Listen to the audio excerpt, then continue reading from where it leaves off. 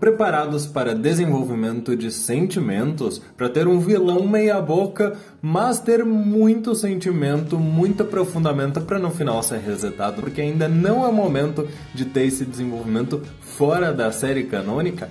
No episódio de hoje nós vamos revisitar o primeiro filme de Inuyasha nessa série que você está acompanhando aqui no canal. Olá meus queridos, eu sou o Avalon das páginas Avalon Geek e eu estou muito feliz em revisitar, reassistir com vocês os filmes de Inuyasha, dando sequência àquele videozinho da ordem cronológica que eu vou deixar aqui nos cards para vocês. Hoje eu vou comentar com vocês, fazer uma análise / resumo com algumas considerações aqui sobre o primeiro filme de Inuyasha, Sentimentos que Transcendem o Tempo. Então se você não lembra sobre esse filme, se você nunca assistiu ele, já faz aí a sua pesquisa, já vai assistir, ou então continua aqui no vídeo mesmo sem lembrar, sem assistir mesmo, porque eu vou resumir pra vocês tudo o que acontece, é claro que dando a minha opinião. Lembrando que é a minha opinião e eu quero saber a opinião de vocês aí nos comentários. Então já deixa o seu like se você quer mais vídeos como esse, se você quer que a gente continue falando dos filmes de Inuyasha, e se prepara porque vai ter muita coisa aí. Lembrando que se você quer saber a ordem correta, a mais adequada para assistir os filmes, eu comentei lá naquele videozinho que tá aqui no card para vocês. Então, passada a segunda temporada, vamos para o primeiro filme. Esse filme começa justamente mostrando pra gente que foi quando a Joia de Quatro Almas se rompeu em diversos fragmentos que Menomaru foi libertado e então começou a sua busca pela Tessaiga, usando suas duas subordinadas que aparecem absolutamente do nada, sem nenhuma explicação, Hari e Ruri. As duas encontram o Sesshomaru e apesar do erro do Sesshomaru carregar apenas a Tenseiga quando aqui ele já possuía a Toukijin, a cena dele sendo confrontado pelas duas é bastante interessante, pois nos localiza o fato de que Menomaru desconhecia o nascimento de Inuyasha por razões óbvias. Afinal, se ele e o pai dele foram selados por Tuga justamente antes dele vir a falecer, após o confronto contra Ryukotsei e também tudo aquilo que a gente vê lá no terceiro filme, não tinha como Menomaru e Ryoga saberem da existência do filho mais novo de Toga. Então, o mais provável é que em algum momento Menomaru soube da morte de Toga, foi atrás de Sesshomaru, que supostamente deveria ser o herdeiro da Tessaiga. Algum tempo depois, a Agome está na sua casa com a sua família. Eu falo algum tempo depois porque a gente provavelmente teve um time skip até que Menomaru encontrasse Inuyasha. E aí a gente pode fazer um paralelo para tentar justificar essa possível incoerência, embora isso se aplique só nessa primeira cena e não no restante do filme. Aqui nessa primeira cena, talvez Hari e Ruri tenham encontrado Sesshomaru logo que Menomaru foi libertado pelo fragmento da joia. Então, supostamente antes dele adquirir a Toukijin, e então Menomaru passou um tempo buscando por onde estaria a Tessaiga.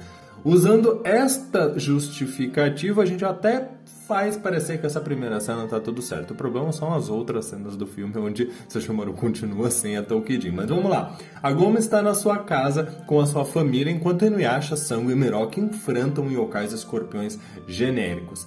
É bastante interessante como o filme se inicia justamente fazendo esse link entre as eras, a temática original de Inuyasha que pode ter ficado de lado em alguns arcos, onde a Agome pertence a esse mundo e ela volta, vira e mexe para ver sua família, para pegar mantimentos, enquanto que a Árvore das Eras florescendo é um dos pontos principais desse filme. Inclusive me faz pensar onde é que estava o espírito da Árvore das Eras, já que eles resolveram enfiar isso aí lá em Hanyo no Yashahime, porque a gente sabe que a essa altura isso não existia. Por ser o primeiro filme, a gente tem a Agome narrando um contexto da história para introduzir aqueles que foram ao cinema sem conhecer o anime na época, o que não me incomoda particularmente e me ajuda inclusive a entender em que ponto a história do filme se passa. Em paralelo, nós vemos Inuyasha e seus amigos enfrentando os yokais, como eu falei, yokais genéricos, escorpiões que não me agradam muito por serem tão genéricos, mas que eu acho interessante no ponto em que demonstra como faz falta a Agome. Afinal, eles não conseguem derrotar esses yokais ridículos por não conseguirem localizar onde está o fragmento da Joia de Quatro Almas. Algo que eu vou dar crédito no sentido de que me lembra como isso acontecia lá nos primeiros episódios, onde o yokai com fragmentos da joia, na verdade com a joia como um todo, começava a se regenerar depois de ser atacado. Então que a Agome chega, ajuda a derrotar os yokais, e depois eles têm um momento de interação dos personagens. Aquele momento leve, cômico, reforça um pouquinho pra gente a relação deles. É bem gostoso de assistir esse ponto. A Kirara foi atingida por um dos escorpiões e começa a agir meio estranho, então ela foge. Sango vai atrás dela e, consequente, Miroki vai atrás da sua amada. É então que se deparam com Hari e Ruri. E aqui eu vou fazer um paralelo sobre o quão ridículo eu acho. E não me levem a mal, tá? Eu vou fazer esses comentários aqui, mas não achem que eu tô odiando o filme. Mas eu acho muito bizarro como o Menomaru descobriu o paradeiro da Tessaiga simplesmente por conta dos yokais escorpiões, porque a gente não tem nenhum contexto. A gente deduz que aqueles yokais foram criados pelas duas serviçais de Menomaru, porque elas fazem isso contra Sango. Porém, a gente não faz ideia do porquê é que esses yokais estavam naquele lugar. Foi uma mera coincidência se depararem com Inuyasha, porque havia um fragmento da joia, sendo que Menomaru foi libertado por um fragmento e a gente vê mais tarde que ele vai usar um fragmento também para controlar a Agome. Então ele tinha 2 fragmentos, é isso? São questões que eu vou jogar aí para vocês, porque é o meu trabalho fazer esses comentários no meio desse resumo aqui. Mas por mais aleatório que seja, enquanto as serviçais de Menomaru estão lá enfrentando Miroki, Sango roubando seus poderes e o seu mascote, Menomaru encontra, entre muitas aspas, a Tessaiga, e a gente vê que ele enfrenta Inuyasha justamente porque ele quer roubar a Tessaiga para romper o selo do seu pai. E aí eu vou fazer um outro parênteses aqui, vocês vão me respondendo com o que é que vocês interpretam disso tudo. Mas se um fragmento foi suficiente para libertar o Menomaru, por que ele não usou esse mesmo fragmento para libertar o pai dele, o Hyuga, ou pelo menos para romper o selo e usar aqueles poderes? Eu não entendi muito bem, principalmente pensando que se os yokais escorpiões tinham um outro fragmento, ele tinha 2, então assim, ele tinha 2 fragmentos, se um serviu para libertar ele, talvez 2 servissem para romper aquele selo. Não sei, achei meio sem justificativa aquelas manobras de roteiro para querer dizer que, oh meu Deus, Inuyasha, foi você quem causou tudo isso e libertou o poder do Menomaru, então agora você será o responsável por resolver este problema e derrotar esse inimigo. Enfim, acontecimentos pra lá, acontecimentos pra cá, a Agome é raptada porque Menomaru não consegue roubar a Tessaiga. E eu acho muito interessante como aqui a barreira da Tessaiga, ela não apenas serve para impedir que o Sesshomaru roube a arma, mas também ela serviu indiretamente para impedir que Menomaru usasse a arma para romper o selo. Algo que pra mim agrega muito ao lore original. Nunca foi dito que a barreira tinha intenção em impedir, por exemplo, que Menomaru a usasse para romper o selo, até porque isso não existia na lore original do mangá, mas eu acho que ela agrega bem e faz parecer que essa barreira aí é multiuso, realmente não era só por conta do Sesshomaru, foi ali um resguardo do pai do Inuyasha que tinha vários motivos. Enfim, Inuyasha, cabeçudo como é e levado pela emoção, ao tentar resgatar a Agome, acaba rompendo o selo, fazendo com que Menomaru tenha acesso a toda aquela quantidade enorme de poderes deixada por seu pai, já que o corpo do pai dele, Hyuga, foi destruído, mas os poderes ainda estão ali e é dito que eles vão ficando maiores ao passar do tempo, com as gerações. Então agora Menomaru estaria ainda mais forte do que era Hyuga, que não foi completamente derrotado por Toga. Ou seja, a ideia é justamente fazer parecer que o vilão desse filme ele é ainda mais forte do que o Ryukotsei, que foi derrotado pouco antes desse filme aqui, nos últimos episódios da 2ª temporada. Tem momentos muito interessantes no filme, como a desvalorização do Inuyasha pela cozinha da Agome, logo que eles estão interagindo, antes da Kirara fugir. Momentos de humor, o contraponto do amor do Inuyasha por um macarrão instantâneo, mas também tem detalhes que eu acho muito interessantes, como por exemplo o Miroki comentando sobre o peso do osso voador. Sabe, essas pequenas adições, pequenos comentários que você pensa, realmente, ninguém nunca comentou isso nunca foi levado em consideração, e é legal ter esses detalhes que enriquecem a trama. O foco do filme, com certeza, é a relação dos sentimentos de Inuyasha e Agome, e a gente vai passar para isso agora, porque eu vou falar com vocês sobre a Agome sendo controlada, como Inuyasha e Agome permanecem em pontos diferentes da história. Eu falo pontos diferentes no sentido de eras mesmo, o que fica claro pelo título do filme, Sentimentos que Transcendem o Tempo. Afinal, a gente tem num determinado momento do filme a Agome na era moderna conseguindo se comunicar com Inuyasha na Era Feudal através da Árvore das Eras. Algo muito legal e que mostra o quão poderoso é o sentimento, o amor dos dois, ao ponto de atravessar essa barreira temporal. Eu também acho muito interessante como, à medida que o Menomaru está dentro daquela orbe de energia, absorvendo os poderes, além de todas as almas que ele vai sugando, a gente vê que aquilo vai trazer consequências através das eras, justamente porque aquela orbe de energia é formada por uma árvore das eras também. Então aquilo vai trazer consequências em outras eras. É a primeira vez, pelo menos em Inuyasha clássico, onde a gente vê um perigo que transcende o tempo. Esse filme, ele com certeza é meio que um compilado do que Inuyasha fazia naquela época na série animada. E eu falo no sentido de momentos, interações, aquelas mesmas piadinhas, o amor por macarrão instantâneo ou por batata, enfim, coisinhas que vão se repetindo, inclusive ao longo dos filmes. Esse filme aqui tem até direito a um quase repeteco da cena da Agome vendo o encontro de Inuyasha e Kikyo. Eu falo quase porque nesse caso aqui a Agome ficou ali escondidinha atrás da árvore, mas Inuyasha não chegou a tempo de encontrar a Kikyo. Porque aqui ainda a Agome se inferioriza muito, ela ainda acha que ela está atrapalhando muito a relação da Kikyo e do Inuyasha, ao mesmo tempo que ela não larga o osso, né? Então, assim, ela fica ali sofrendo, mas também não quer ir pra longe do Inuyasha. E é isso que a gente vai ver ao longo desse filme. O filme cumpre esse ótimo papel quando a gente fala dos protagonistas e os seus sentimentos, e aqui, especificamente, Inuyasha e Agome, eu acho que tem um contraponto muito interessante. Enquanto no segundo filme, que a gente vai falar em breve, eu sinto que a gente aborda os sentimentos do Inuyasha, a visão do Inuyasha sobre esse amor, aqui totalmente é focado na Agome. Porque é muito isso, a gente tem os sentimentos da Agome sendo explorados o tempo inteiro nesse filme. Eu não espero que um filme explique tudo em detalhes, mas eu vou ser honesto com vocês de que esse filme, ele deixa alguns pontos que não me agradam tanto. Um exemplo é que você pode deixar pontos subentendidos de forma clara, como Menomaru sendo libertado quando a joia se partiu, mas ele só encontrou Inuyasha agora, algum tempo depois, porque a gente consegue entender que entre a libertação de Menomaru e até os acontecimentos do filme, houve um time skip. Isso não precisa ser dito claramente, não precisa ser verbalizado no filme. Porém, tem algumas outras coisas que ficam meio em aberto e a desejar. A gente vai falar um pouquinho disso também quando eu falar desses novos personagens mais no final do filme. O próprio uso do Menomaru em controlar a Agome, por exemplo, parece só uma forma sádica do roteiro em querer dizer o quão ele é mau e tentar reproduzir aquela cena da Kikyo matando, né, selando o Inuyasha.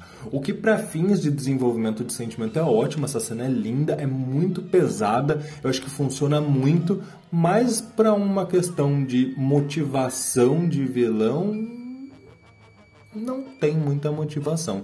Até porque Menomaru, pra mim, é um personagem um pouco estranho, um antagonista um pouco estranho, porque ele tem alguns momentos onde ele tem atitudes, como, por exemplo, tentar usar a Agome contra o Inuyasha, ao do filme, que também é totalmente aleatório. Do nada, ele vem com uma ofensa de que um meio yokai estar ao lado de uma humana é algo terrível, está enfraquecendo o sangue, como se os yokais, principalmente um yokai como ele, já não odiassem meio yokais no modo geral. Afinal, você acha que o meio yokai nasceu do quê? Foi de uma humana.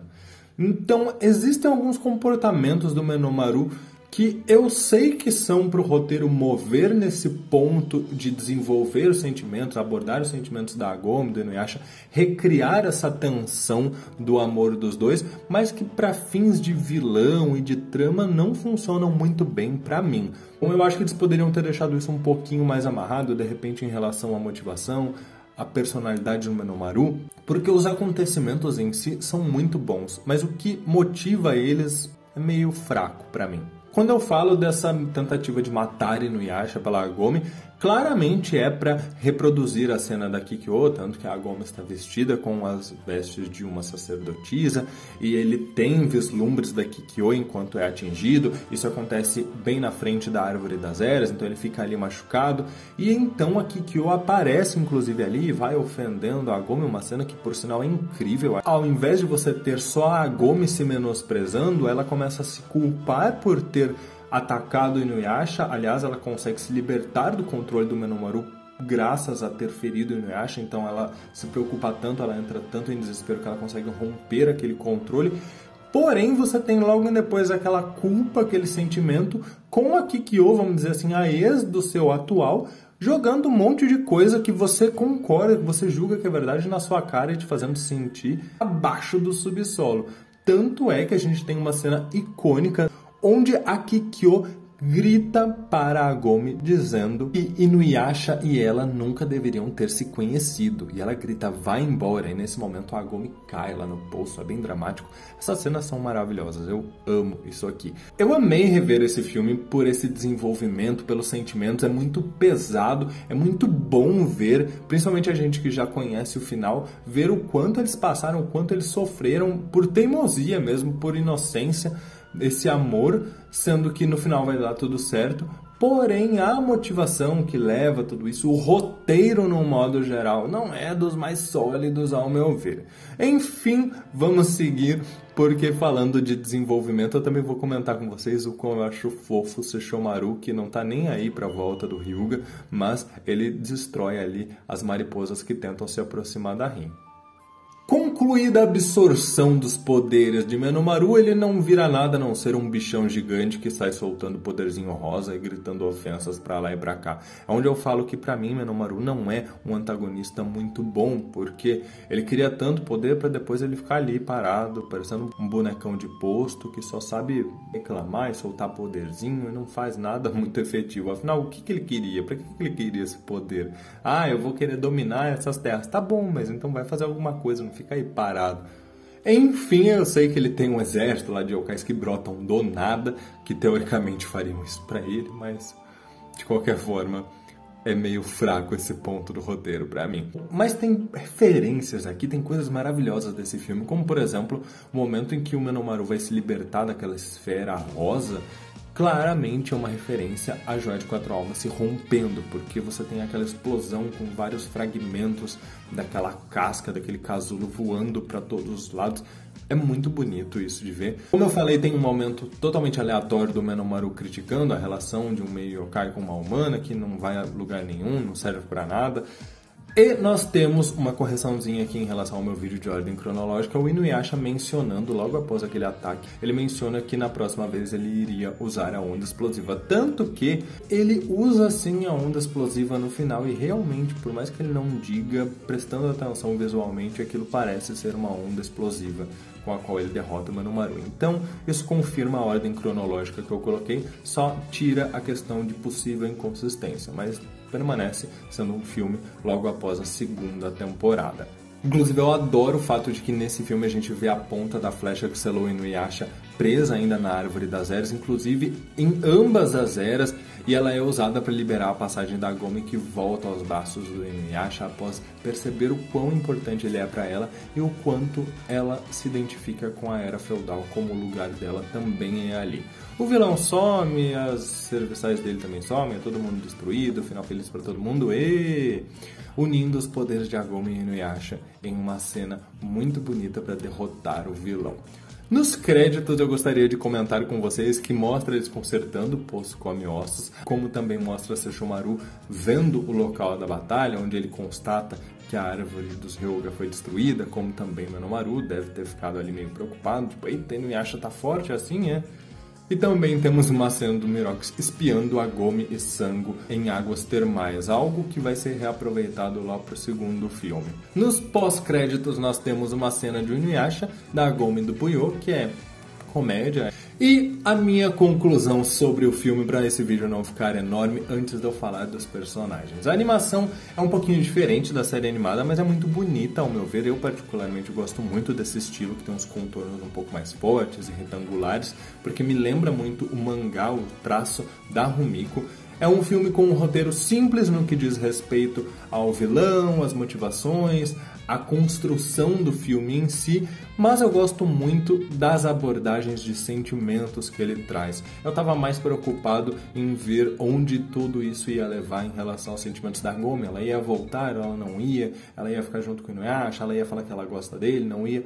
No final das contas, o vilão e a ameaça ficam para um segundo plano. Por mais que este seja um dos vilões que eu acho que coloca em risco maior quantidade de pessoas, porque além de estar absorvendo almas ali ao redor, inclusive fazendo um gancho maravilhoso da Kikyo pistola ali, porque ela também está perdendo as almas dela, a gente tem também essa crise em várias eras. Por mais que ele seja um vilão que tinha um potencial de prejudicar o maior número de pessoas e causar um verdadeiro desastre atemporal, eu acho que o filme não soube trabalhar isso muito bem. Um dos meus grandes elogios do filme é justamente essa exploração das consequências, por mais que eu não sinta tanto risco em relação aos protagonistas, porque eu estava mais preocupado com os sentimentos da Agome, e você definitivamente não vai se lembrar desse filme pelos vilões, bem construídos e maravilhosos, mas sim pelos sentimentos dos personagens e pelo desenvolvimento romântico dele.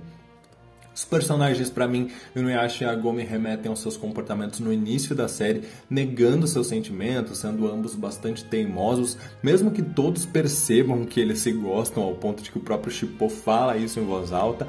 A participação da família da Agome, especialmente da mãe dela, ajudando a Agome a compreender seus sentimentos, é maravilhoso. Eu falo que esse filme é sobre os sentimentos dela e a sua visão sobre esse amor ao Inuyasha, e esses momentos reforçam muito isso pra mim.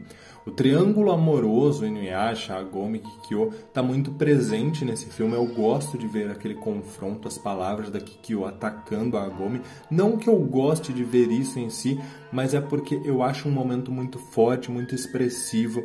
Então é uma cena que eu acho muito importante.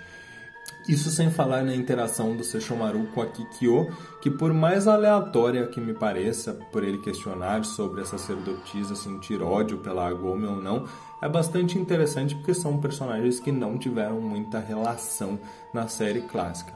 Além de tudo que eu já falei sobre o Miroki, a Sango, ao longo da minha narrativa, eu gosto como os dois se emancipam bem do Inuyasha e da Agome nesse filme. Eles lembram um pouco o que eles vão fazer lá no arco do Bando do Sete, mais pra frente, lá no Monte Hakurei. Então eles assumem a frente para atacar o inimigo, para atacar a árvore, para enfrentar tanto a Hari quanto a Aruri, porque eles reconhecem as limitações deles, né? Eles também não estão querendo se matar ali. Eu também admiro a construção e o aprofundamento da relação da Kirara com a Sango.